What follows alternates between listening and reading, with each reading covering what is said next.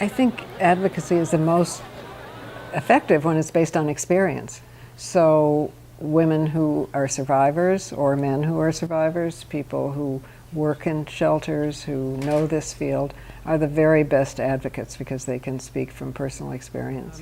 I, first of all, just want to say thank you, because there is nothing on earth that is more important than what we are gathered here together to do. I feel so energized with what she said and could totally relate to it. It was a wonderful experience. I actually was not aware of the extent of domestic violence until I was in London in the late 60s, I think, and there was a pioneer shelter there that I visited, and when I came home I realized that some of the YWCAs were beginning to have shelters within their own buildings, and also there were volunteers who were secretly helping women to escape across state lines, you know, that there was a network here.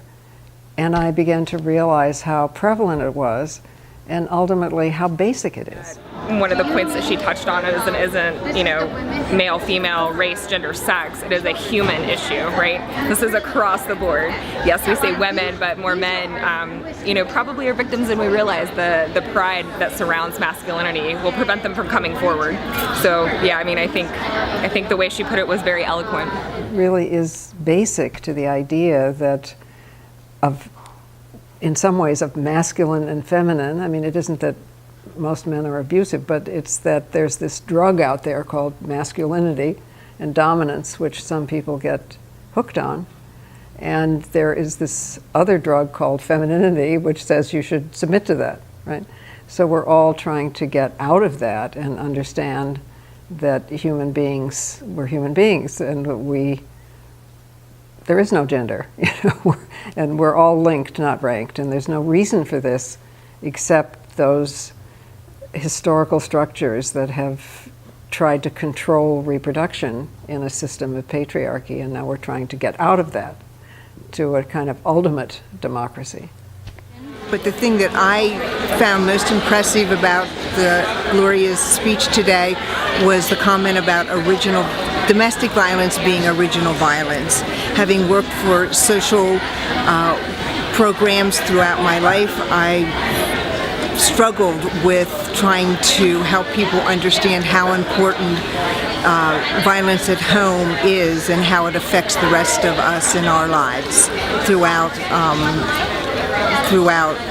our work life, throughout our relationships, and throughout national and international issues.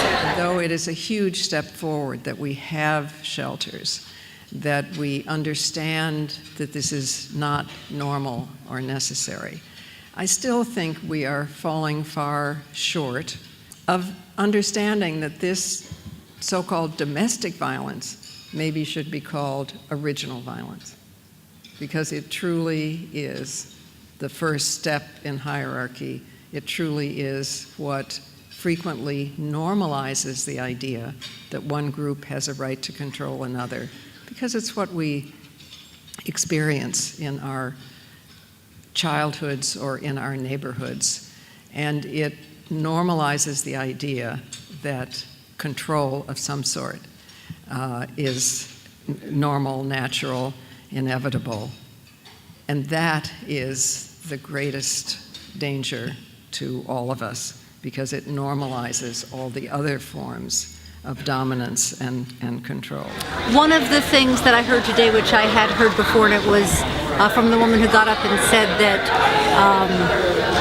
that we trust the victim, that the victim will come when they're ready, and to maintain relationships so that when people are ready to seek help, you're there to help them. They know where to go then, because we can't force people to do things they're not ready to do. And we can look at what we can do in our own lives. I think we suffer from a case of the shoulds, you know, that what should we do when we are better off to say, I'm going to do everything I can.